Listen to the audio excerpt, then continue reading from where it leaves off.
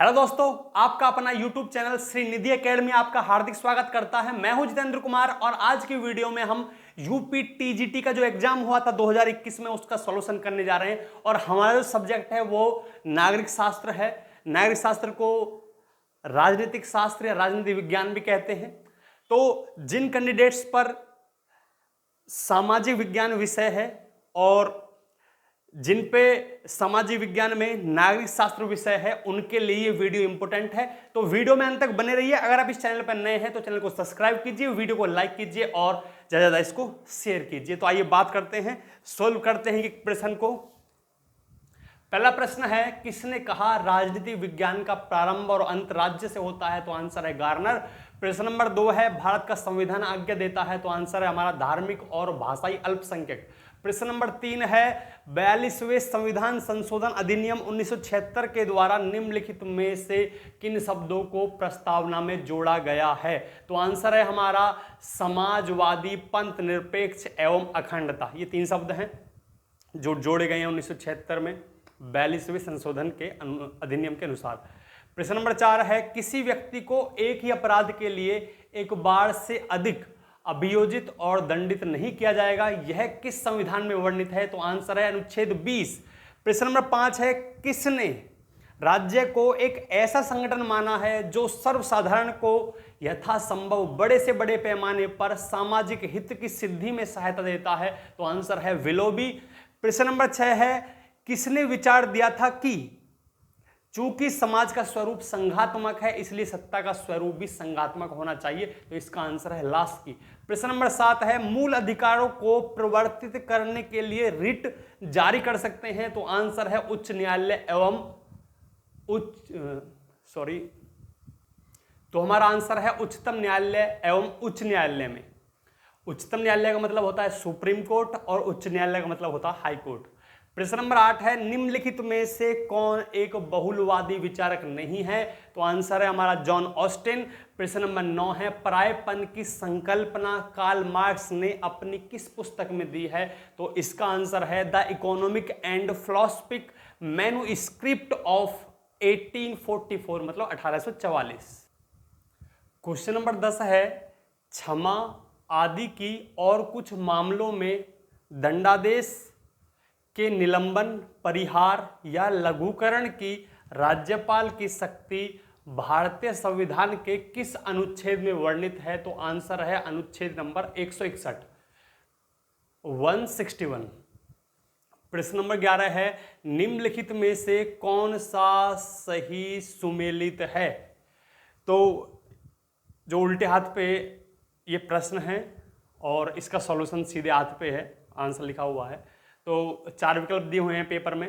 पहला है ए, नाजीवाद फ्रांस में, बी है गिल्ड समाजवाद जर्मनी में, सी है फासीवाद इटली में और डी है फेबियनवाद सोवियत संघ में। इसमें जो नंबर 3 है फासीवाद इटली में, ये सही है, बाकी के 3 गलत हैं। सही आंसर देख लेंगे, नाजीवाद जर्मनी में हुआ है और गिल्ड समाजवाद यूनाइटेड किंगडम में और फासीवाद इटली में और फेबियनवाद इंग्लैंड में हुआ है। तो जो हमारा आंसर सही है प्रश्न में वो फासीवाद इटली है, ऑप्शन नंबर सी। प्रश्न नंबर 12 है, संयुक्त राष्ट्र महासभा में शांति के लिए एकता प्रस्ताव निम्न में से किस वर्ष में अपनाया गया था? तो आंसर है 1950 में। प्रश्न नंबर 13 है, निम्नलिखित कार्य अधिकारियों पर विचार कीजिए। कैबिनेट सचिव, मुख्य निर्वाचन आयुक्त, केंद्रीय कैबिनेट मंत्री, भारत का मुख्य न्यायाधीश। प्राथमिकता के आधार पर इनका सही क्रम होगा? तो आंसर है 4 3 2 1, मतलब उल्टा सही है। सबसे ज्यादा प्राथमिक है भारत का मुख्य न्यायाधीश, फिर उसके बाद है केंद्रीय कैबिनेट मंत्री, तीसरे नंबर पे आएगा मुख्य निर्वाचन आयुक्त और सबसे लास्ट में जो प्राथमिक सबसे लास्ट में जो माना जाएगा वो है कैबिनेट सचिव। तो इसका आंसर है 4 3 2 1। प्रश्न नंबर 14 है, द मॉडर्न स्टेट नामक पुस्तक के लेखक कौन है? तो आंसर है R.M. मैकाइबर। प्रश्न नंबर 15 है, निम्नलिखित का सही ऐतिहासिक कालानुक्रम बताइए। तो पहला है गोलमेज सम्मेलन, दूसरा है भारत छोड़ो आंदोलन, तीसरा है भारतीय राष्ट्रीय कांग्रेस की रचना और चौथा है साइमन कमीशन। तो इसका आंसर है 3, 4, 1, 2। देख लेंगे। तीसरे नंबर पे है भारतीय राष्ट्रीय कांग्रेस, नंबर 1 सबसे पहला इसका निर्माण हुआ। दूसरे नंबर पे चौथा नंबर है कौन है, साइमन कमीशन। पहले नंबर पे है गोलमेज सम्मेलन और जो दूसरे नंबर पे लिखा हुआ है वो है भारत छोड़ो आंदोलन। तो आंसर है इसका 3, 4, 1, 2। और इनका सन लिखा हुआ है। कांग्रेस की स्थापना 1885 में हुई, साइमन कमीशन 1928 में आया भारत में, और गोलमेज सम्मेलन हुआ 1930 में, और भारत छोड़ो आंदोलन 1942। तो आंसर है हमारा 3, 4, 1, 2। 16 प्रश्न है, भारतीय संविधान में संघ राज्य प्रशासनिक संबंध निम्नलिखित में से किन अनुच्छेदों में वर्णित हैं? तो आंसर है अनुच्छेद 256, 263। प्रश्न नंबर 17 है, किसने कहा राज्य की उत्पत्ति जीवन के लिए हुई और उसका अस्तित्व सदजीवन के लिए बना हुआ है? तो आंसर है अरस्तु। प्रश्न नंबर 18 है, प्रभु सत्ता के कानूनी सिद्धांत के प्रतिपादन का श्रेय दिया जाता है? आंसर है बोंदा को।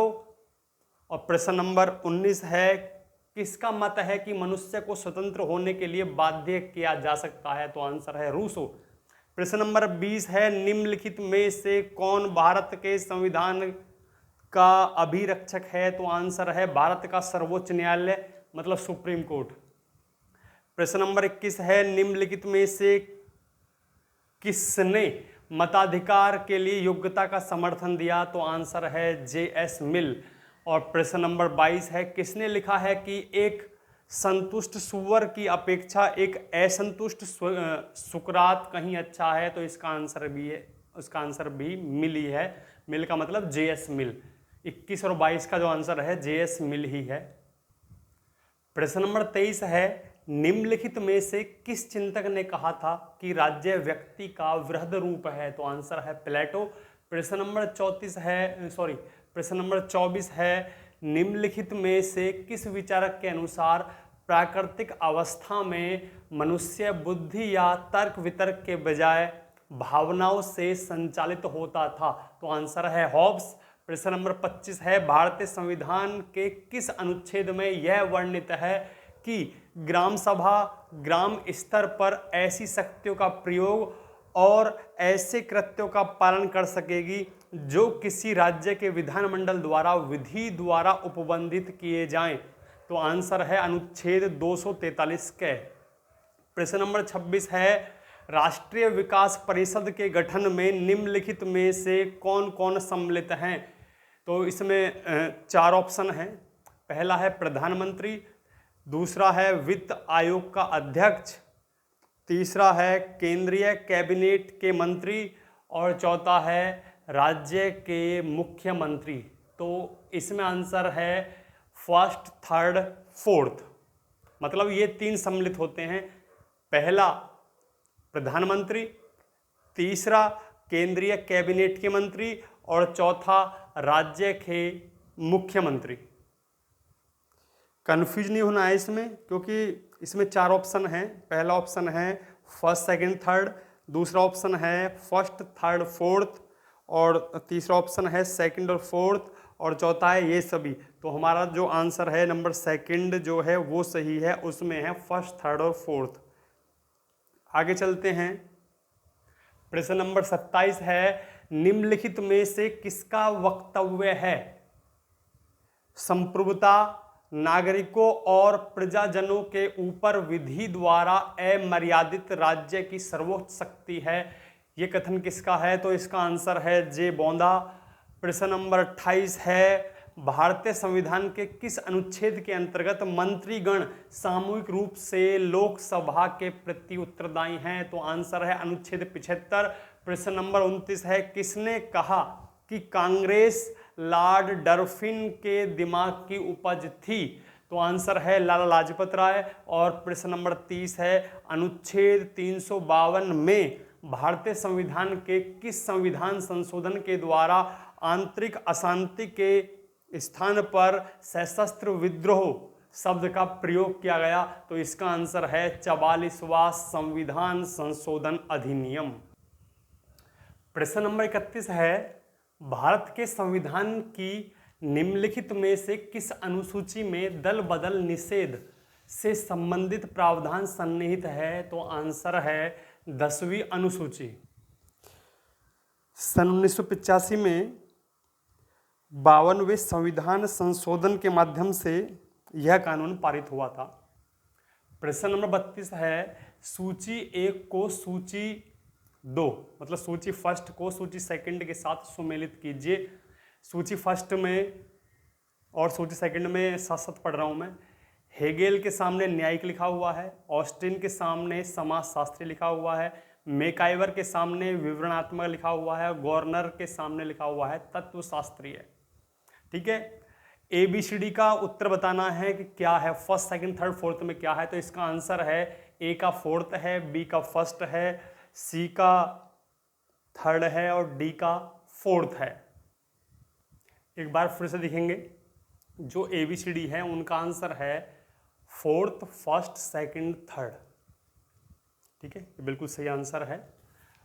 और इनके सामने मैंने ABCD लिख दिए हैं।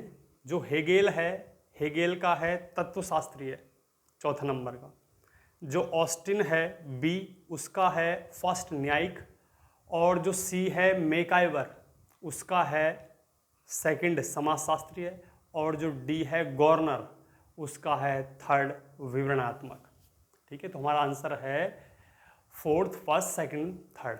ठीक है, प्रश्न नंबर 33 है, सब कुछ राज्य के भीतर, राज्य के बाहर कुछ नहीं और राज्य के विरुद्ध कुछ नहीं, यह कथन इंगित करता है? एक, आंसर है सर्वाधिकारी राज्य। और यह जो कथन है यह मुसोलिनी का है। और ये जो सर्वाधिकारवादी धारणा है ये फांसीवाद की है। प्रश्न नंबर 34 है, विद्वानों को उनके राज्य व्यक्त विचारों के साथ सुमेलित कीजिए। A है थ्रेसिमेकस, इसके सामने लिखा हुआ है न्याय शक्तिशाली का हित है। B है बोंदा, अधिकतम शक्ति से डकैती का समूह निर्मित हो सकता है, न कि राज्य का, न कि राज्य। C है TH ग्रीन, इसके सामने लिखा हुआ है इच्छा न कि शक्ति राज्य का आधार है। और D है माओ त्से तुंग है, इसके सामने लिखा हुआ है शक्ति बंदूक की नली से निकलती है। तो इसका जो आंसर है ABCD का फर्स्ट, सेकंड, थर्ड, फोर्थ है। मतलब इनके सामने जो विचार लिखे हुए हैं ये बिल्कुल सही हैं। प्रश्न नंबर 35 है, नौकरशाही शब्द का सर्वप्रथम प्रयोग किसने किया? तो आंसर है विंसेंट डी गॉर्ने। प्रश्न नंबर 36 है, किसने कहा स्वतंत्रता अति शासन की विरोधी है? आंसर है सीले। प्रश्न नंबर 37 है, दिए गए निम्न भारतीय अधिनियमों में किस अधिनियम के द्वारा भारतीय प्रांतों में द्वैध शासन की स्थापना की गई? आंसर है 1919 का भारत शासन अधिनियम। प्रश्न नंबर 38 है, 1963 में लोकपाल शब्द का प्रतिपादन सर्वप्रथम किसने किया? तो आंसर है इसका LM सिंघवी। 39 नंबर है, हर राज्य की पहचान इस बात से होती है कि उसने किन अधिकारों को मान्यता दे रखी है। राज्य अधिकारों को जन्म नहीं देता बल्कि उन्हें मान्यता प्रदान करता है, यह कथन किसका है? तो आंसर है Herald Joseph Laski. Herald Joseph Laski. प्रश्न नंबर 40 है, शक्ति के संदर्भ में किए जाने वाला राजनीतिक कार्य राजनीति है, यह परिभाषा दी है। तो आंसर है लासवेल ने। प्रश्न नंबर 41 है, भारत के संसद मंत्री परिषद के कार्यों पर इनके माध्यम से नियंत्रण स्थापित करती है। तो इसमें तीन दिए गए हैं इसमें, ठीक है ना। पहला है स्थगन प्रस्ताव, सेकंड है प्रश्नकाल और जो थर्ड है वो है पूरक प्रश्न। ठीक है, तो ये तो हो गया प्रश्न। इसके 4 ऑप्शन दिए गए हैं और 4 ऑप्शनों में जो आंसर है फर्स्ट, सेकंड, थर्ड, ये तीनों ही हैं। ठीक है ना, ये स्थगन प्रस्ताव, प्रश्नकाल और पूरक प्रश्न, इनके माध्यमों से ही भारत के जो संसद मंत्री परिषद हैं ये कार्य करते हैं। ठीक है, ये तीनों ही सही हैं। प्रश्न नंबर 42 है, निम्न उपागमों में से किस एक उपागम की दो मुख्य मांगे थी, प्रासंगिकता और कार्रवाई? तो इसका उत्तर है उत्तर व्यवहारवाद। प्रश्न नंबर 43 है, प्रकृति ने मानव जाति को दो स्वामियों सुख और दुख की अधीनता में रखा है, यह विचार है किसका है? तो आंसर है बेंथम का। प्रश्न नंबर 44 है, निम्नांकित वक्तव्यों पर ध्यान दीजिए। फर्स्ट है, भारत संघ की कार्यपालिका शक्तियां प्रधानमंत्री में निहित हैं। सेकंड है, प्रधानमंत्री सिविल सेवा बोर्ड का पदेन अधिकारी होता है। आगे लिखा हुआ है, ऊपर दिए गए वक्तव्यों में कौन सा सही है? ऑप्शन है ए केवल फर्स्ट, बी है केवल सेकंड, सी है फर्स्ट व सेकंड दोनों, और डी है न ही फर्स्ट न ही सेकंड। तो हमारा आंसर है डी, न ही फर्स्ट और न ही सेकंड। इनका जो सही आंसर है वो सुन लीजिए। भारतीय संघ की जो कार्यपालिका शक्तियाँ होती हैं वो राष्ट्रपति में निहित होती हैं, और जो सिविल सेवा बोर्ड है उसका अध्यक्ष जो होता है वो होता है कैबिनेट सचिव। प्रश्न नंबर 45 है, पूना समझौता पर हस्ताक्षरकर्ता कौन थे? तो आंसर है गांधी और अंबेडकर। प्रश्न नंबर 46 है, भारत की संप्रभुता, एकता और अखंडता को धारित करना और रक्षित करना यह प्रावधान है। तो आंसर है मूल कर्तव्यों में। प्रश्न नंबर 47 है, भारतीय संविधान के अनुच्छेद 263 के अनुसार एक अंतर्राज्यीय परिषद की स्थापना निम्न में से किसके द्वारा की जा सकती है? तो आंसर है राष्ट्रपति द्वारा। प्रश्न नंबर 48 है, निम्नांकित में से कौन सी डॉक्टर अंबेडकर की रचना है? पहली है एनिहिलेशन ऑफ एक्ट, सेकंड है थॉट ऑन पाकिस्तान, थर्ड है रानाडे, गांधी एंड जिन्ना, और फोर्थ है द बुद्धा एंड हिज धम्म। तो इसका जो आंसर है वो है डी। डी ऑप्शन में देखेंगे फर्स्ट, सेकंड, थर्ड, फोर्थ, मतलब ये चारों जो रचनाएं हैं वो डॉक्टर अंबेडकर की ही हैं, क्योंकि ए ऑप्शन में दिया हुआ है फर्स्ट और थर्ड, बी ऑप्शन में दिया हुआ है फर्स्ट, सेकंड, फोर्थ, और सी ऑप्शन में दिया हुआ है फर्स्ट और फोर्थ, और डी ऑप्शन में चारों दिए गए हैं। तो हमारा जो आंसर है फर्स्ट, सेकंड, थर्ड, फोर्थ ये सही है, क्योंकि ये चारों चार रचनाएं डॉक्टर अंबेडकर की ही हैं। प्रश्न नंबर 49 है, यह किसका कथन है कि द्विसदनात्मक विधायिका ऐसी संसद है जो अपने ही विरुद्ध विभाजित होती है? तो आंसर है गार्नर। प्रश्न नंबर 50 है, राज्य के आवश्यक तत्व हैं? तो राज्य के 4 आवश्यक तत्व हैं। इसका आंसर है भूभाग, जनसंख्या, सरकार और संप्रभुता। प्रश्न नंबर 51 है, निम्न में से कौन लोकतंत्र का एक सिद्धांतकार नहीं है? तो इसका आंसर है E.W. नीत्शे। इसमें 4 ऑप्शन है इस प्रश्न में। पहला ऑप्शन है एलेक्स डी टाकविले, दूसरा है जे रूसो, और जो तीसरा है वो है JS मिल, और जो चौथा है E.W. नीत्शे। तो इनमें से जो आंसर सही है वो है E.W. नीत्शे। उसके अलावा प्रश्न नंबर 52 है, निम्नलिखित में से कौन सा एक लक्षण संप्रभुता का नहीं है? तो आंसर है विभाज्यता, क्योंकि जो संप्रभुता है उसके लक्षण होते हैं सर्वव्यापकता, पूर्णता, अपृथक्यकरण, स्थायित्व एवं अविभाज्यता। क्योंकि ये जो प्रश्न है 52वां, इसमें 4 ऑप्शन हैं पूर्णता, सार्वभौमिकता, अदेयता, विभाज्यता।